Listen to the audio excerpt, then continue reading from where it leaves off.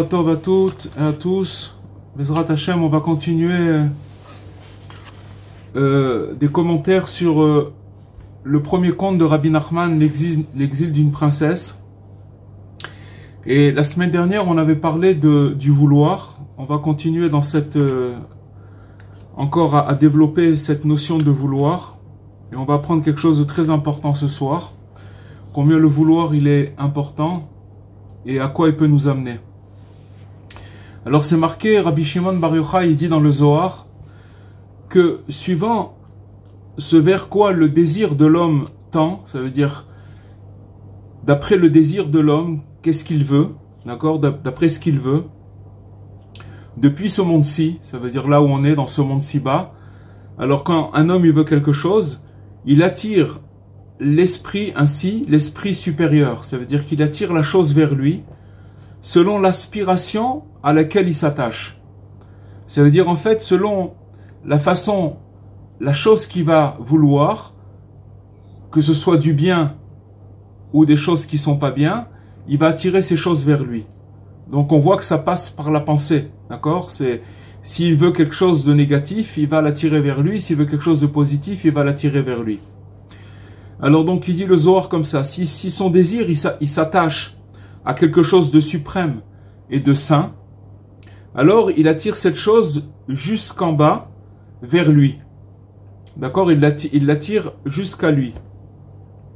Mais si son désir est de s'attacher à la face inverse, ce qu'on appelle la face inverse, c'est la sitra achara, ce qu'on appelle littéralement l'autre côté. C'est-à-dire qu'en fait, il y a la face, c'est la chose qu'on appelle la face. La face, elle symbolise le pouvoir de révélation. Ça veut dire que quand on veut attirer quelque chose de bien, c'est ce qu'on appelle la face, puisque c'est quelque chose qu'on voit, d'accord, et qui attire vers nous le divin. Et l'autre côté, c'est en fait le pouvoir de compression, de contraction. Ça veut dire que c'est un pouvoir qui vient, qui provient de l'obscurité et qui s'appelle le doute et le mal, d'accord? Mais en vérité, cet aspect de doute et de mal, qui est le côté obscur, il a été consenti par Dieu, tout simplement, pour nous tester. Et en fait, le malfaiteur, lui, il exploite cet ange, il exploite ce malfaiteur, cette marge de liberté. C'est-à-dire que le fait que Dieu, il a donné cette possibilité de s'attacher au mauvais côté, il a donné cette possibilité, et donc le mauvais penchant, il exploite cette marge-là pour nous tester en fait. Mais Dieu, il a fait ça pour nous tester. Donc, on apprend ici que, en fait, tout passe par la pensée. Ça veut dire que on a une pensée qui attire vers nous des choses. Et finalement, tout ce qu'il y a autour de nous, tout vient de notre pensée. C'est-à-dire tout ce qu'on vit, tout ce qu'il y a autour de nous, ce qu'on vit au quotidien, c'est finalement, c'est notre pensée qui a attiré ces choses-là. En fait, si on lit bien cette parole du Zohar de Rabbi Shimon, on voit qu'on peut complètement changer le monde. Parce que finalement, par rapport à nos aspirations et nos propres paroles qui ont créé la chose, ça veut dire que notre parole, finalement, la parole, c'est la dernière étape. Parce que d'abord, ça passe par la pensée, et après, et par la réflexion, et après, on va expliquer tout ça, et après, ça vient dans notre parole. Et donc, quand ça vient dans notre parole, c'est la réalisation. Ça veut dire que c'est déjà au niveau du pouvoir, c'est déjà au niveau de la réalisation des choses. C'est pour ça que la parole, elle a une force très très grande. C'est-à-dire que quand déjà on dit « je vais faire telle chose » ou « je vais réaliser telle chose », si on parle d'une chose qui est bonne, alors c'est déjà une chose qui va attirer la chose vers nous. Donc la parole, ça a une force. Mais il faut savoir que cette parole, elle vient tout simplement d'abord de notre pensée. Et donc on peut changer complètement le monde parce que finalement, il faudrait comprendre comment apprendre à vouloir en fait. C'est-à-dire diriger notre vouloir vers le bien. Si on arrivait à diriger notre vouloir vers le bien, alors on pourrait attirer des choses extraordinaires vers nous. Tellement fort que ce vouloir, il serait qu'on pourrait finalement transformer notre désir en réalité. Vous comprenez, la force, c'est quelque chose de très très fort. Et donc, ce qui est écrit aussi dans le Zohar de Rabbi Shimon Bar Yochai, c'est l'essentiel pratiquement dépend de la parole, du comportement et du désir d'adhésion. C'est-à-dire que le fait de ce qu'on va parler et, si vous voulez, le désir qu'on va mettre dans notre parole, c'est-à-dire que diriger notre parole vers un désir spécifique, c'est ça qui va déterminer la chose. C'est finalement, c'est ainsi qu'on va attirer du haut vers le bas la chose à laquelle on s'attache. Ça veut dire qu'on va s'attacher, c'est quelque chose de très fort ce qu'on apprend ce soir, c'est-à-dire que on a un pouvoir avec notre parole, mais déjà au niveau de la parole, c'est au niveau de la réalisation, c'est déjà sorti, mais ça commence déjà au niveau de la pensée. Et comme il nous dit le Baal Shem Tov, que là où la pensée se situe, se trouve ainsi tout l'être. Je vous donne un exemple. Si par exemple une personne, elle se trouve dans un endroit saint, je sais pas, par exemple dans une synagogue ou sur le tombeau d'un tzaddik, mais que sa tête, elle pense à un endroit qui est pas très propre, d'accord, qui est un endroit où il pense à des choses qui sont pas, à un autre endroit qui est pas bon. Alors d'après le Baal Shem Tov, cette personne-là, elle se trouve pas dans l'endroit saint dans lequel elle est.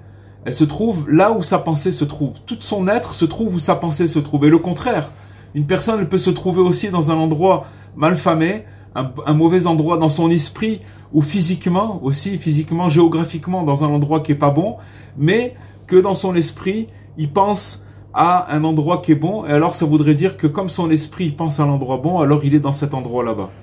Et aussi, Rabbi Nathan, l'élève de Rabbi Nachman, il nous dit que le vouloir, c'est l'essence de l'âme. C'est-à-dire que finalement, avec le vouloir, tout se passe par le vouloir. Ça veut dire que quand une personne, elle veut quelque chose, son âme, elle se trouve là-bas. Toute l'essence de l'âme, elle se trouve là-bas. Et il s'est marqué aussi, dans un autre endroit, dans la leçon 193 du Likutei Moharan, de l'œuvre principale de Rabbi Nachman, que Rabbi Nachman, il nous dit que sache que la pensée de l'homme, elle est très très puissante. Si on renforce et concentre sa pensée sur quoi que ce soit, on pourra obtenir que cela s'accomplisse. D'accord? Il nous dit Rabbi Nachman que si maintenant on concentre sa pensée sur une idée, sur une volonté, alors on peut faire que la chose elle s'accomplisse. Et même si l'on renforçait sa pensée pour obtenir de l'argent, c'est-à-dire que si une personne elle commence à se concentrer pour avoir de l'argent, cela s'accomplirait sûrement.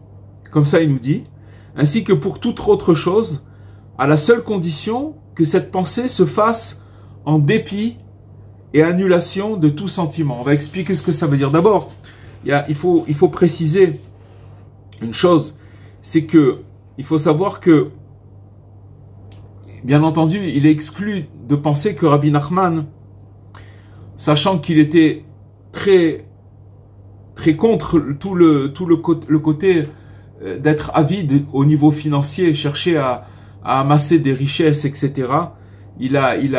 On sait qu'il légendairement il était complètement contre cette chose-là. Donc ça veut dire quand il dit maintenant dans son texte que si une personne elle pense à acquérir de l'argent, ça paraît être une contradiction par rapport à ce que Rabbi Nachman il enseignait, d'accord, par rapport au désir avide de l'argent etc. Donc c'est pas une contradiction. Parce que Rabbi Nachman, il nous dit que, en fait, c'est d'attirer la fortune sans désir. Ça veut dire que c'est une fortune qui est propre. Ça veut dire que il nous donne l'exemple de Moshe Rabbeinu, de Moïse, quand il a,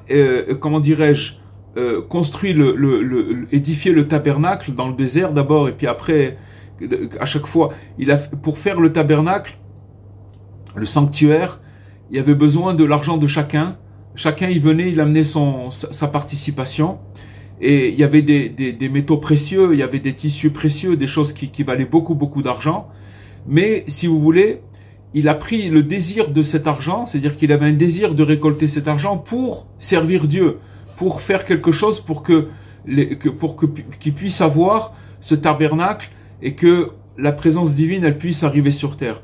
Donc si l'argent, il est, si vous voulez, il est désiré pour faire des bonnes choses avec, alors ça s'appelle que c'est un bon désir. Et si c'est pour juste amasser de l'argent et avoir de l'argent, bien entendu, c'est pas du tout le chemin que Rabbi Nachman y préconisait. Et aussi autre chose, quand il nous dit que la condition pour attirer vers nous chaque chose, alors c'est que il faut, si vous voulez, la condition, c'est qu'il annule tous ses sentiments. Qu'est-ce que ça veut dire ces sentiments?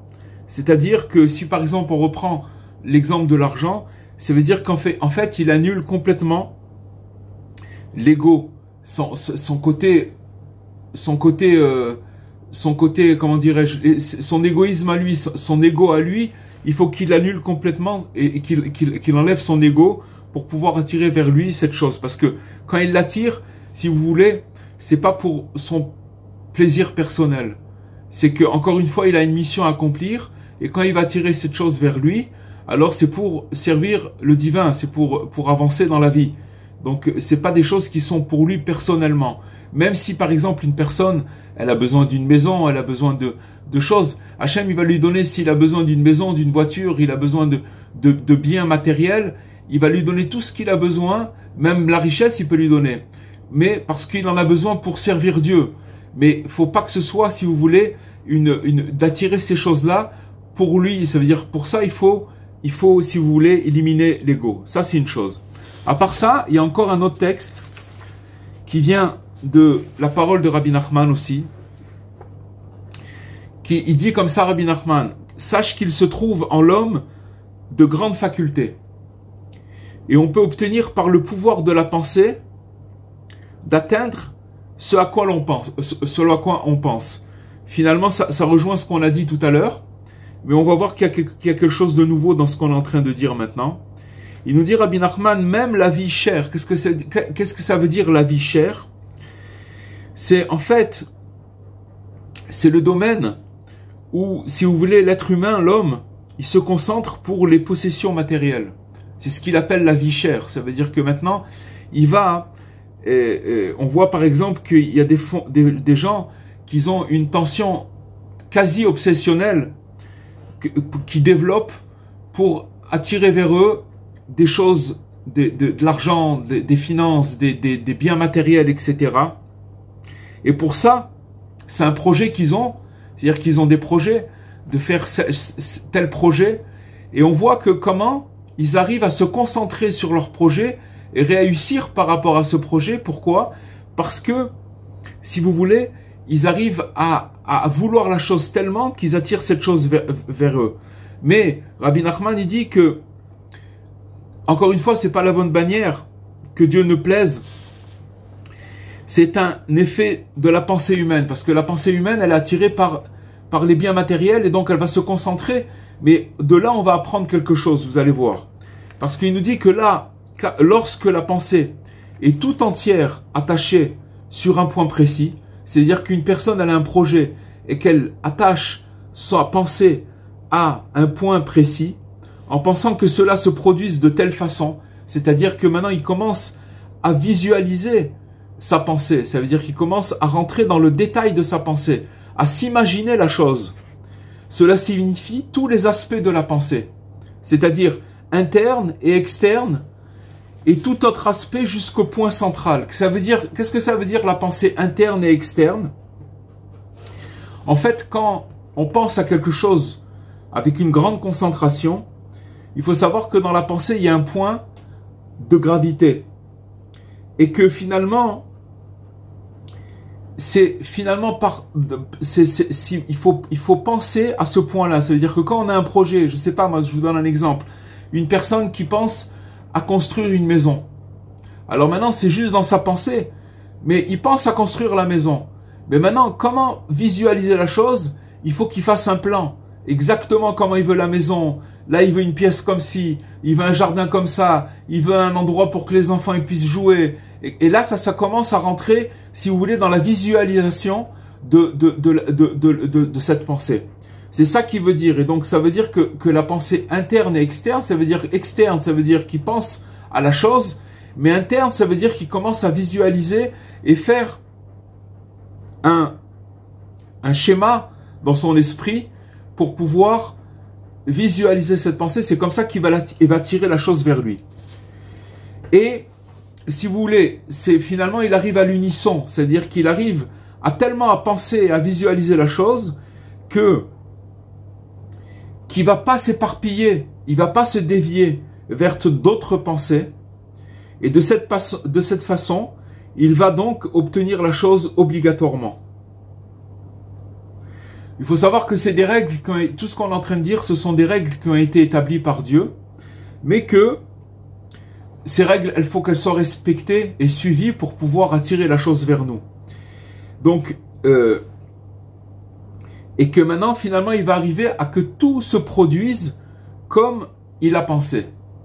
Maintenant, vous savoir une chose, que de là, on comprend une chose. C'est qu'en fait, des fois, on veut des choses. On veut des choses, on pense à quelque chose de très fort, on dit, allez, je vais m'y mettre, je vais y arriver, je pense à cette chose-là, et je veux y arriver. Alors, la question, c'est pourquoi on n'y arrive pas? Alors là, d'après ce qu'on vient d'étudier maintenant, on comprend que pourquoi on n'y arrive pas, c'est tout simplement parce que notre pensée, elle n'était pas concentrée sur la chose, sur le point. Si vous voulez, on pense à la chose, mais après notre pensée, elle dévie, et elle pense à autre chose, et on n'arrive pas à se concentrer sur la pensée. C'est-à-dire, c'est comme si, je vous donne un exemple, quelqu'un il va dans un chemin, et il sait qu'il faut aller sur ce chemin pour arriver au point où il doit arriver. Mais qu'en chemin, il voit un autre chemin sur le côté, il dévie, il part, il se balade, et il a perdu, si vous voulez, le chemin dans lequel il devait avancer.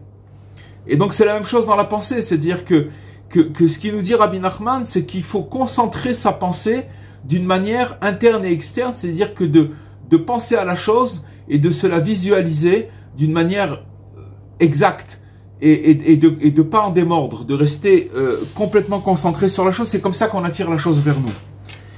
Mais il faut aussi que la réflexion soit précisée. Donc c'est ça qu'il dit. Jusque dans les menus détails, et non pas vaguement. C'est-à-dire que ce ne soit pas une pensée vague. Il faut qu'il pense à la chose d'une manière précise. Par exemple, si l'on pense que ceci soit comme cela, et que ce soit dans le détail, vraiment dans le détail. On voit ici que Rabbi Nachman, quand il parle comme ça, on voit que c'est une allusion plus qu'évidente aux méthodes de visualisation. Que maintenant, aujourd'hui, ça a été prouvé scientifiquement que si une personne, elle visualise une chose dans son esprit, elle l'attire vers elle. C'est une science, ça veut dire que c'est un pouvoir d'attraction vers la personne.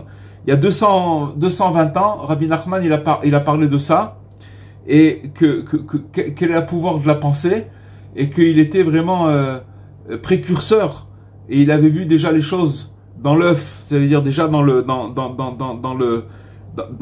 la racine, il avait déjà vu les choses. Et maintenant, réciproquement, il dit comme ça. Lorsque l'on ne pense que vaguement et généralement, ça veut dire qu'on a une pensée vague, elle n'est pas précise, ce n'est pas plus qu'une ébauche de récipient. Ça veut dire que c'est une ébauche, il prépare un récipient, mais c'est juste une ébauche. Ça veut dire que ça ne va pas aboutir.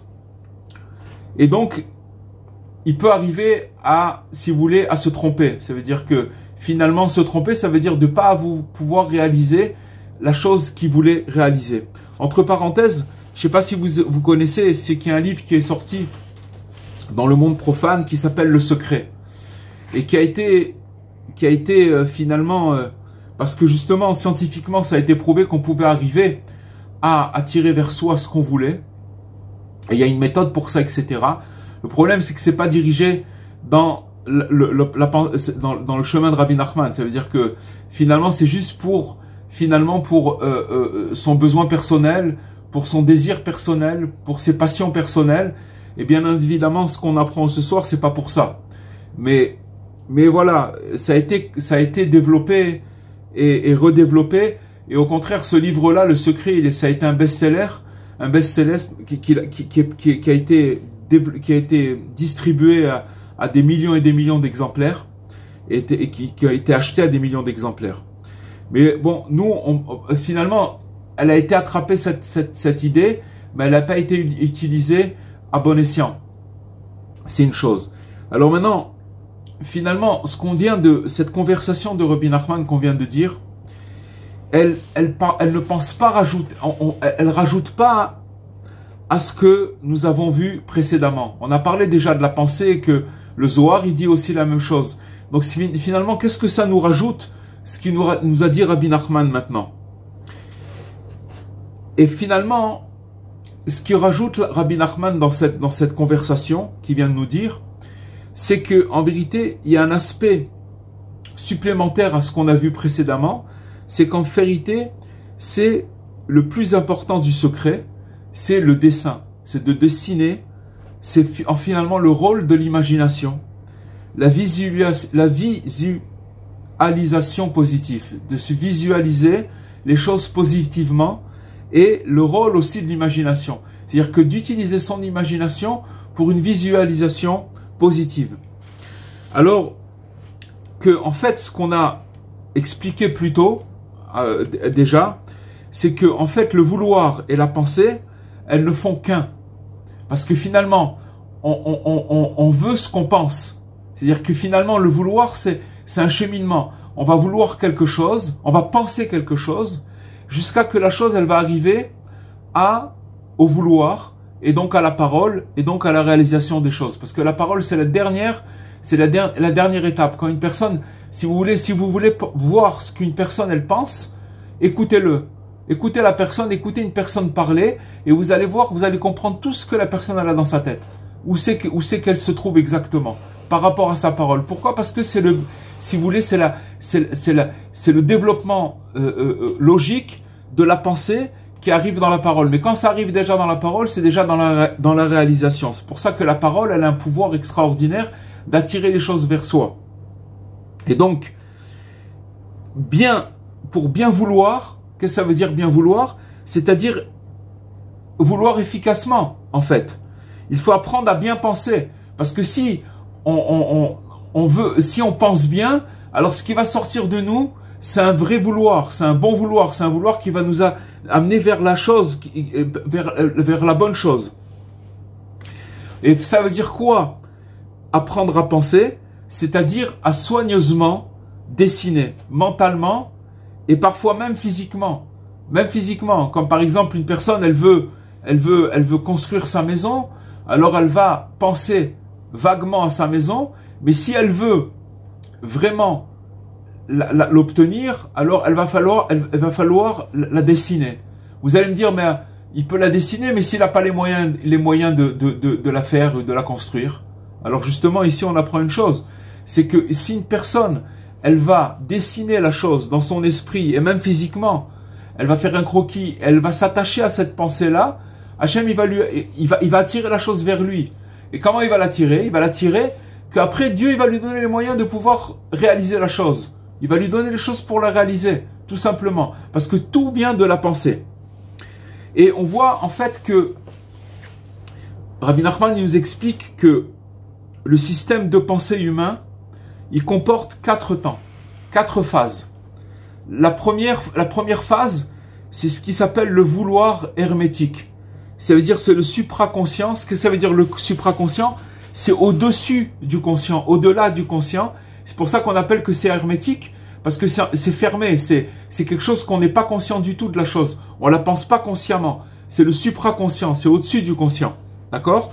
Donc ça s'appelle le vouloir hermétique. Les 4 phases, les 4 temps de la pensée humaine. Ensuite, la deuxième, c'est l'idée initiale. C'est quoi l'idée? Ça veut dire que on a d'abord le vouloir hermétique, ensuite l'idée. Ça veut dire que quand c'est dans notre tête qu'on pense à quelque chose. Il faut savoir que avant ça, il y avait le vouloir hermétique, ça veut dire le supraconscient au-dessus du conscient. Mais si ça arrive dans l'idée, ça veut dire que ça a déjà été fécondé dans le supraconscient. D'accord? Il y avait là-bas un point qui a amené ça dans notre idée. Ensuite, qu'est-ce qu'il y a? La troisième étape, c'est la réflexion. C'est-à-dire que quand une personne a une idée, elle commence à réfléchir comment je vais faire, qu'est-ce que je vais faire, etc. Et ensuite, il y a le vouloir conscient. qui mène vers l'accomplissement de la chose. Ça veut dire que c'est le pouvoir. C'est-à-dire que la personne, elle commence à dire, bon, maintenant, j'ai réfléchi, j'ai eu l'idée, j'ai développé l'idée comment faire la chose, et maintenant je veux accomplir la chose, je veux la faire. Donc c'est les 4 étapes, d'accord? C'est les 4 étapes. Alors il faut savoir que quand le vouloir, qui est au-dessus du conscient, ça veut dire ce qu'on appelle le vouloir hermétique, ça veut dire le supraconscient au-dessus du conscient, quand il y a ce vouloir-là, il émet un son, un signe quelconque. C'est-à-dire qu'il commence il commence à se faire... il commence à bouger, d'accord? Il y a quelque chose, il y a une idée qui sort de là-bas. Comme par exemple, je vous donne un exemple, une personne, elle a une envie de voyager, par exemple, d'accord? C'est juste une envie. Il y a aucune réflexion dans ça. C'est une envie qu'il a comme ça. Alors ça se passe dans le vouloir hermétique, ça veut dire que maintenant, dans le supraconscient, qu'il a envie, il a une envie comme ça. Maintenant, c'est pas du tout encore dans l'idée, c'est pas dans la réflexion, c'est pas dans la réalisation, c'est un vouloir. C'est une velléité, comme on appelle, de vouloir voyager, par exemple. C'est un exemple. Alors, il faut savoir que c'est d'abord un point minuscule qui apparaît dans le conscient. Et que c'est un point qui est encore informe et presque abstrait. Il est abstrait complètement. Et qu'il émerge, ce point-là, des zones inconnues. C'est comme une idée vague. C'est pas encore réalisable, mais ça commence à se préparer. Il faut savoir que dans notre cerveau, on a un côté gauche et un côté droit. Le côté gauche, c'est le côté qui assure la fonction féminine et qui féconde. C'est-à-dire que maintenant, il va intercepter alors cette idée, d'accord, cette idée qui était juste un point qui était dans le supraconscient, et il va commencer à lui donner une forme, une image, un corps. C'est-à-dire que finalement, il avait une velléité de voyager, une idée de voyager, un désir de voyager quelconque très vague, et boum, le côté gauche du cerveau, il va attraper cette idée-là, c'est le côté féminin, et il va commencer à la féconder. C'est comme vous prenez un embryon qui était en fait au départ une cellule qui était complètement microscopique, d'accord, noyée dans une goutte de semence et qui va se dessiner dans la matrice maternelle. C'est exactement la même chose. Dans la pensée, c'est exactement la même chose. Il y a un petit point, tac, dès qu'il descend un petit désir, ça va être rattrapé par le côté gauche du cerveau qui est féminin et qui va commencer à féconder cette idée. Et donc, qui va commencer à la faire grandir. Et c'est à ce stade que l'essentiel de la réflexion se produit. C'est-à-dire que quand on arrive à ces 2 étapes, si vous avez bien suivi, c'est là où après on rentre dans la réflexion qui va commencer à se produire. Et il va commencer à coordonner, cette réflexion, elle va coordonner. C'est-à-dire que maintenant c'était un petit point, ça a été fécondé par le côté gauche du cerveau. Et maintenant, ça va commencer à rentrer dans la réflexion, c'est-à-dire que la personne, elle va être consciente de l'idée qu'elle a eue. Alors, au début, ça a été un petit point insignifiant, et là, maintenant, elle va être consciente, ça va commencer à dire, elle a eu une idée vague de voyager, le côté gauche l'a attrapé, l'a fécondé, et maintenant, maintenant, il va commencer à dire, ah, mais pourquoi pas, peut-être que je pourrais voyager, c'est pas mal. Et il va commencer à faire la liaison entre le vouloir profond, qui était le supraconscient, d'accord, qui était le subconscient, l'inconscient, et sa formulation externe, c'est-à-dire sa réalisation. Ça veut dire que maintenant, il va réaliser la chose, il veut réaliser la chose, et maintenant, si on revient à ce qu'on a dit tout à l'heure, si vous voulez, cette tâche-là, elle dépend de la grande concentration que le penseur qui va penser, il saura employer. S'il pense juste à une pensée vague de voyager, mais qu'après, il commence à réfléchir, mais ça suffit pas de réfléchir. Il va réfléchir, il va commencer à visualiser son voyage, à commencer à penser à son voyage et à mettre du vouloir dedans, boum, il va réaliser son voyage. Alors des fois, ça peut se faire très très vite. Tac, tac, tac, c'est comme on dit, c'était spontané. Ça veut dire quoi? J'ai fait quelque chose de spontané et ça s'est réalisé très vite. Pourquoi? Parce que tout ce cheminement-là du supraconscient au conscient, dans la réflexion et dans la réalisation, c'est venu, les 4 étapes, elles sont passées très très vite. Mais ce qu'on est en train d'apprendre maintenant, c'est comment notre pensée, elle arrive jusqu'à la réalisation de la chose. Et donc, si vous prenez même des grands visionnaires, mais qu'ils ne se concentrent pas sur leurs idées et qu'ils n'envisageaient pas les choses dans les moindres détails, alors ça ne peut pas marcher. Un grand visionnaire, c'est quelqu'un qui arrive à penser à quelque chose, à un projet, et qu'il va réaliser qu'il il va pas démordre de cette concentration, de cette chose-là, jusqu'à qu'il arrive à réaliser son projet. Parce qu'il va l'attirer, comme on a vu plus haut, il va l'attirer vers lui. Et en fait, c'est ainsi que tous les héros, les champions, les vainqueurs, dans tous les domaines, sportifs ou autres, ils atteignent leur réussite. Pourquoi? Par exemple, si par exemple vous prenez le champion du 100 mètres, qu'en fait, que pour gagner ce record du 100 mètres, ça veut dire de dépasser le record en titre, comme on dit, eh ben, il va être battable que si la personne, elle va le dépasser de quelques dixièmes de seconde, d'accord? Mais il faut savoir que c'est pas forcément celui qui a des bons mollets ou des bonnes jambes qui va réussir à dépasser ce record. Parce que d'après ce qu'on a appris, c'est quelqu'un qui va avoir une idée et se concentrer. Par exemple, je vous donne un exemple, avant de faire son 100 mètres, bien sûr qu'il faut qu'il s'entraîne, mais au-delà de l'entraînement, il va falloir qu'il se visualise son parcours des 100 mètres, comment il va courir, dans quel état il va être, et qu'il va mettre toutes ses forces dans cette concentration, et lui, il va gagner. Alors qu'un autre, il va avoir des meilleures jambes que lui, mais il va pas gagner. Pourquoi? Parce que il va courir de toutes ses forces, mais ça, il va pas être concentré. Et le fait qu'il va pas être concentré, ça veut dire que il va s'évaser, il va se disperser, il va courir, mais il pourra pas gagner à cause de ça.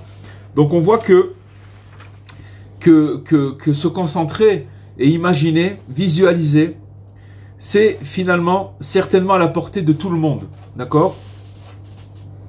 Mais de dire que ce soit facile et sans effort, alors en fait ce serait vraiment de l'orgueil, ce serait vraiment de la démagogie de penser que ça peut se faire comme ça. C'est vraiment réaliser quelque chose que la personne, elle doit vraiment se concentrer pour ça. De plus, et en fait pour poursuivre notre fil, c'est un fil d'or qu'on est en train de poursuivre maintenant, se concentrer, c'est quelque chose de merveilleux. Mais en fait, tout dépend sur quoi on va se fixer, sur quoi on va se concentrer. Et comme pour souligner ce détail qui est majeur, sur quoi on va se concentrer, alors Rabbi Nachman, il poursuit son discours sur les projets d'études. Quand une personne, elle pense à étudier tant de quantités, par exemple, si par exemple, il y a des gens, des fois, ils veulent étudier, et Rabbi Nachman, il parle des projets d'études sacrées, comment les planifier, les concevoir, jusque dans les détails, afin d'atteindre le plein succès. Donc Rabbi Nachman, il nous donne ce secret-là, qui est un vrai secret, mais il nous dit que finalement, l'utiliser, parce que des fois, une personne, elle se dit, mais comment je vais pouvoir faire pour étudier? Je sais qu'il y a beaucoup de choses à apprendre, etc., mais que dans son esprit, il n'arrive pas à se concentrer. Mais s'il arrive à planifier, à dessiner, à imaginer, alors c'est ça le truc. Et maintenant, quel est le texte? C'est en fait le texte 66 dans la leçon du Likutei Moharan, dans l'œuvre principale de Rabbi Nachman, qui dit que grâce au désir ardent et aux aspirations fortes par lesquelles on ambitionne de faire passer du virtuel au réel, ça veut dire c'est quoi le virtuel? Le virtuel, c'est le potentiel, ça veut dire c'est virtuel encore, c'est pas encore passé. Comment on fait pour faire passer la chose du virtuel au réel? Un projet sacré auquel on aspirait, ça veut dire que quelqu'un il a un projet extraordinaire et il veut arriver à faire ce projet, d'accord? C'est un projet sacré. Alors il dit, Rabbi Nachman, que comment on fait? C'est qu'on attire vers soi des voyelles. On va expliquer ce que ça veut dire des voyelles. Rabbi Nachman, il parle de voyelles, on ne sait pas ce que ça veut dire. Et en fait qu'est-ce que c'est les voyelles en hébreu? En fait, si vous voulez, si vous prenez des consonnes, juste des mots sans voyelles, sans voyelles, alors vous ne pouvez pas les articuler. C'est-à-dire, ce qui fait articuler les consonnes, ce sont les voyelles. C'est ça qui fait les mots. En fait, ce qui veut dire Rabbi Nachman, c'est que quand on a un désir très très fort de passer du virtuel au réel, dans une réalisation sacrée, alors on attire des voyelles. C'est quoi ces voyelles? Qu'est-ce que ça veut dire ces voyelles? En fait, c'est des points et des traits qui sont ajoutés aux lettres selon certaines règles. Ça veut dire que, comme on l'a dit, c'est de la ponctuation. Et cette ponctuation, elle permet de dire les mots. Et finalement, ça anime les mots. Ça veut dire que quand on va prendre des mots sans voyelles, si on met des voyelles, on va animer les mots. Et on va pouvoir avoir une parole, on va pouvoir dire des choses, on va pouvoir exprimer des paroles. Et donc, c'est la même chose pour nos idées. On a des idées, mais elles sont pas articulées parce qu'elles sont pas passées encore dans la parole puisqu'elles sont encore dans la réflexion. C'est juste dans la tête. Une personne, elle peut penser à des choses extraordinaires, elle va faire ci, elle va faire ça, mais ça reste juste ici. Elle n'a pas fait descendre la chose dans la parole.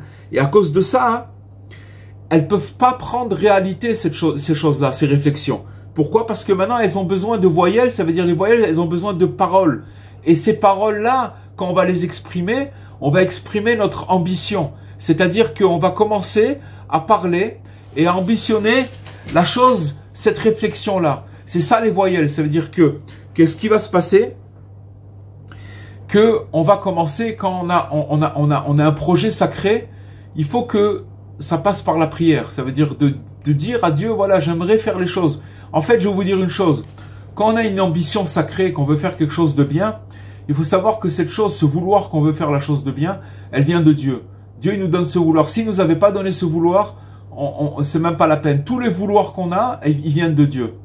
Et Rabbi Nachman, il explique, c'est comme si vous donniez un jouet. Prenez un petit bébé de 1 an et demi, qui commence un petit peu à marcher, et vous lui donnez un petit jouet.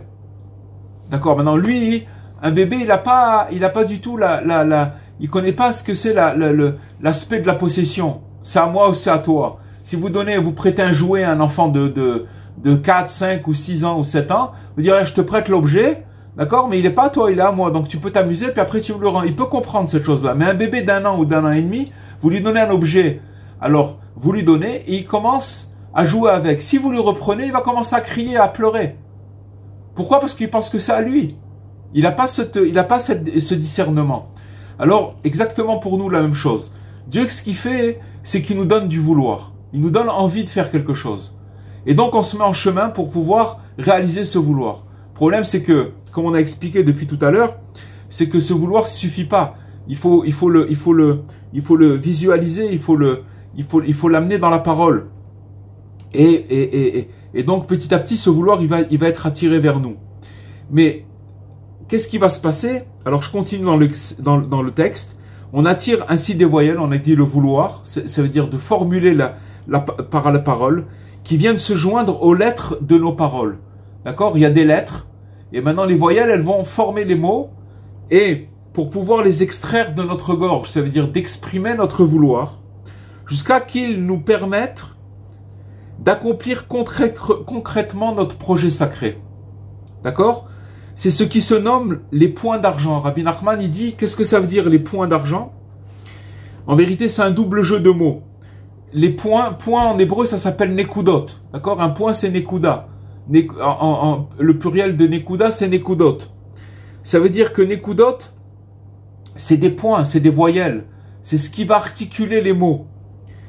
Et qu'est-ce que ça veut dire des points d'argent? Argent, en hébreu, si on veut dire, qu'est-ce que ça veut dire le mot argent? L'argent, d'accord? Il y a l'or et l'argent. Il y a aussi l'argent, mais il y a l'or et l'argent, le métal, argent. Ça veut dire, on appelle l'argent kesef. Mais kesef, en hébreu, ça veut dire aussi le désir, qui soufine, que je désire quelque chose. C'est-à-dire que Rabbi Nachman parle, quand il nous dit qu'on va attirer vers nous des points d'argent, par le fait qu'on va formuler dans notre bouche des désirs, alors on va commencer, ces désirs-là, ils vont faire que la chose elle va être attirée vers nous, ça s'appelle des points d'argent. C'est-à-dire qu'on va attirer la chose vers nous. J'espère que c'est clair ce que je dis. Bezrat Hashem, je mettrai le cours en ligne et de le réécouter, c'est profond mais c'est simple, c'est pas des choses, mais j'espère que vous avez bien compris.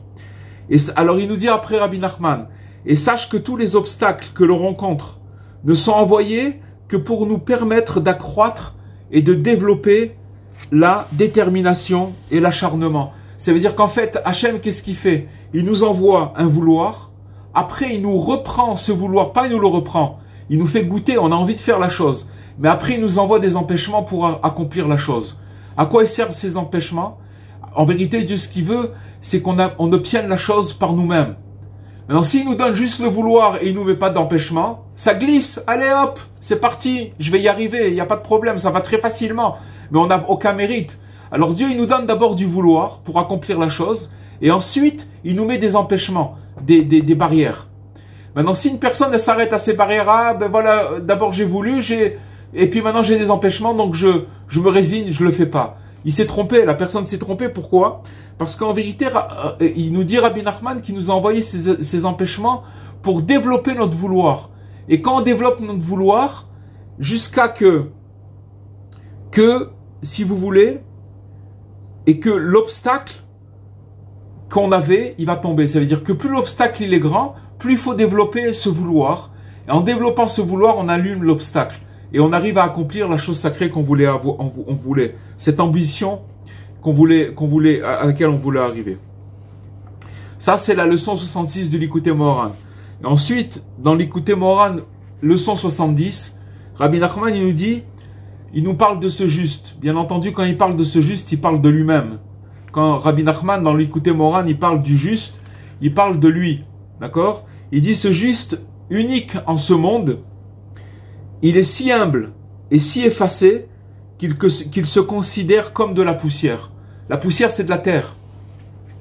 Et grâce à cela, il acquiert le pouvoir d'attraction qui lui permet d'attirer le monde entier et de le rapprocher de Dieu.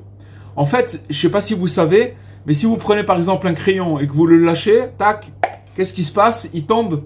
Pourquoi? Parce qu'il est attiré vers la terre. Pourquoi? Parce que la terre, elle a un pouvoir d'attraction.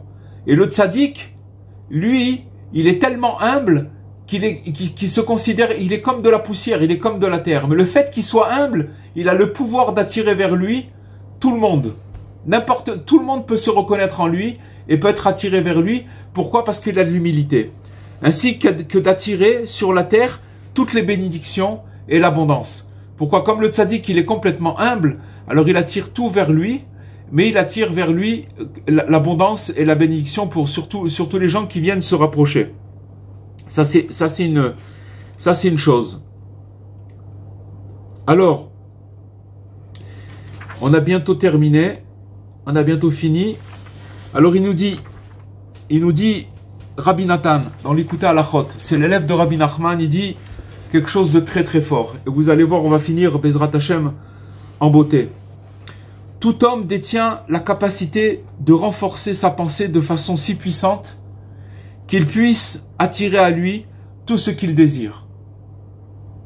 Il faut seulement que la pensée soit très forte intérieurement comme extérieurement. Ça, on l'avait expliqué.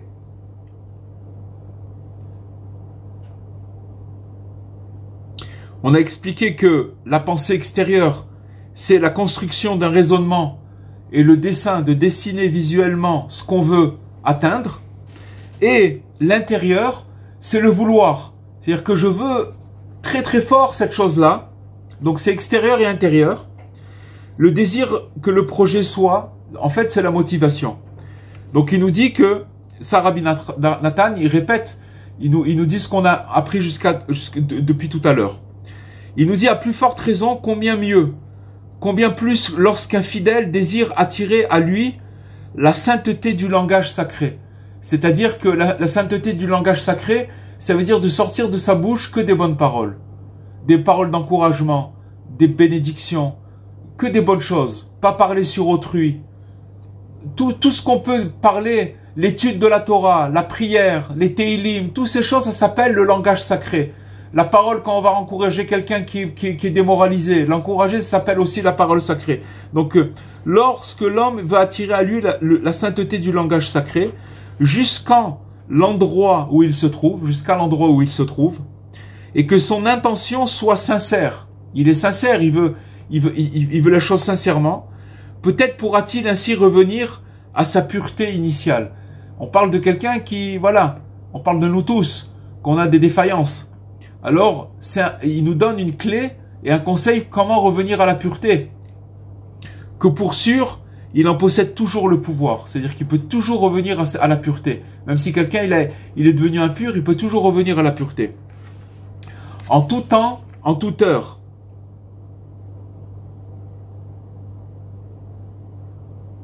Tout le temps, il peut revenir à cette chose initiale, à cette pureté initiale. Quoi qu'il soit comme il soit, Rabbi Nathan il nous dit, qu'il soit tombé par ses péchés jusqu'à d'infâmes endroits. Il mâche pas ses mots. Ça veut dire qu'il parle maintenant, ok, voilà. Il n'y a pas besoin de faire de dessin. Il a dit les mots. D'accord? Ainsi que cela se rencontre souvent de nos jours. Alors, je vous signale que Rabbi Nathan, il a écrit ça il y a plus de 105 ans, 170 ans, 180 ans. Et on parle de gens qui tombent et par des péchés jusqu'en d'infâmes endroits, ainsi que cela se rencontre souvent de nos jours. Et même qu'il est encore piégé dans ce quoi il serait piégé. Alors là, il faut faire une petite parenthèse pour dire que c'est vrai que ça a été écrit il y a plus de 150 ans et où à l'époque ça n'existait pas les photos, les vidéos, ni Internet et toutes ces gadgets qui détraquent la planète, d'accord? Ça n'existait pas du tout.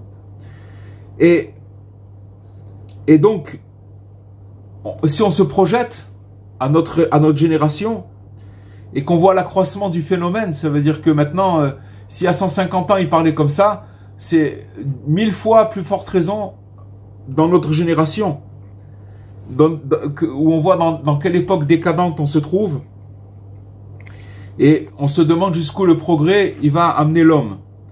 Malgré tout cela, ça veut dire que maintenant quand Rabbi Nathan il nous parle il y a 150 ans, c'est à plus forte raison pour notre génération, il a parlé pour notre génération. Il a parlé pour les générations à son époque, mais pour notre génération, puisque c'est un message qu'il lance jusqu'à Mashiach.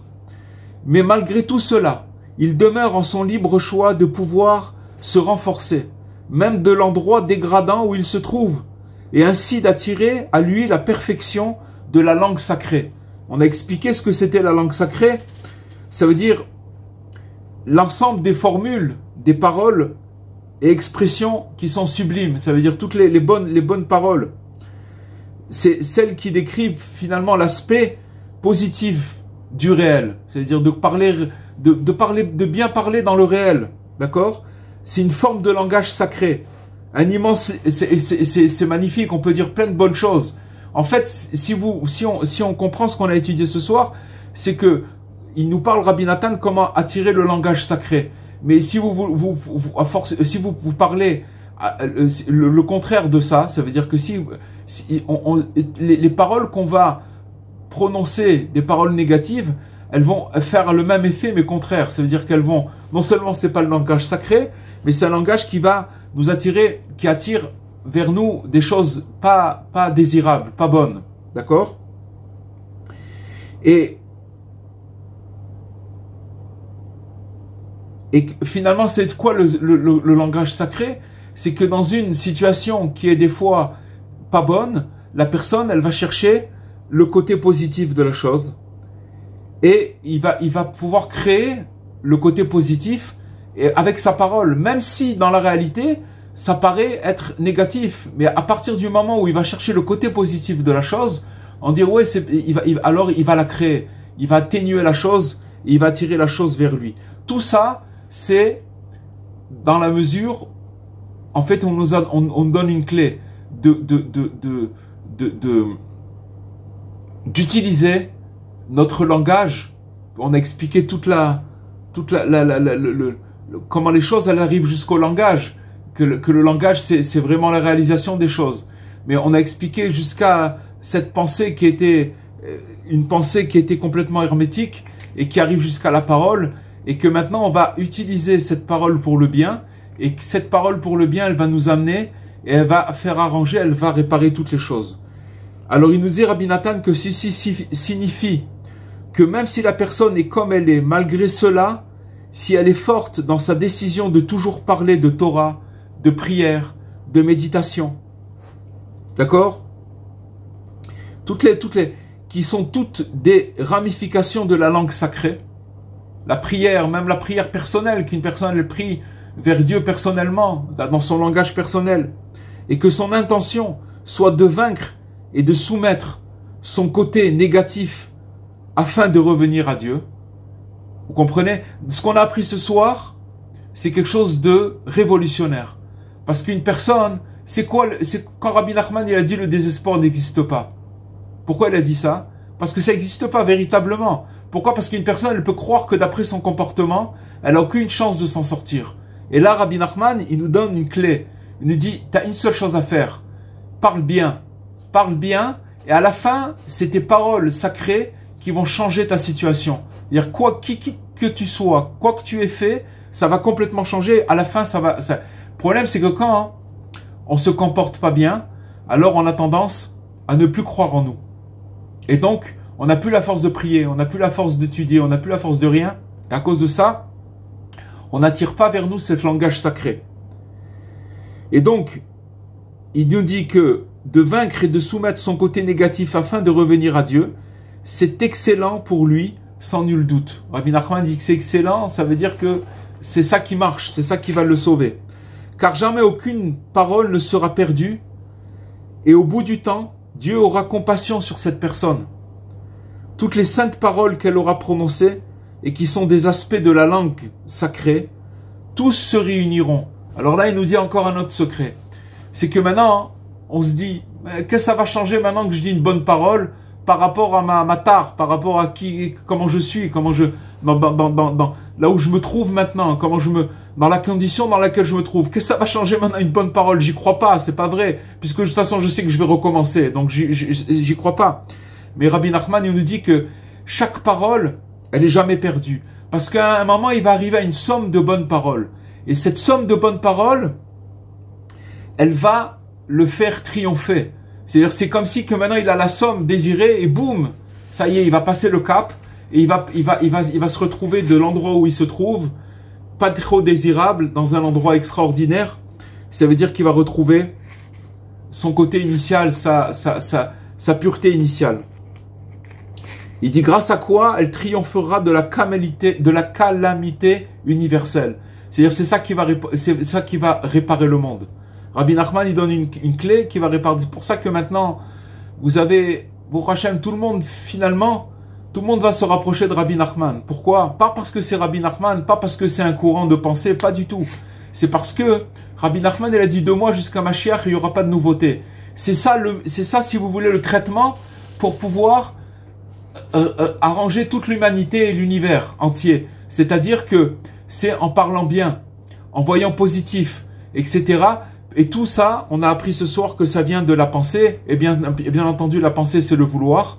Et voilà, Bezrat Hashem, pour terminer, l'essentiel demeurant d'être persistant pendant toute la durée nécessaire.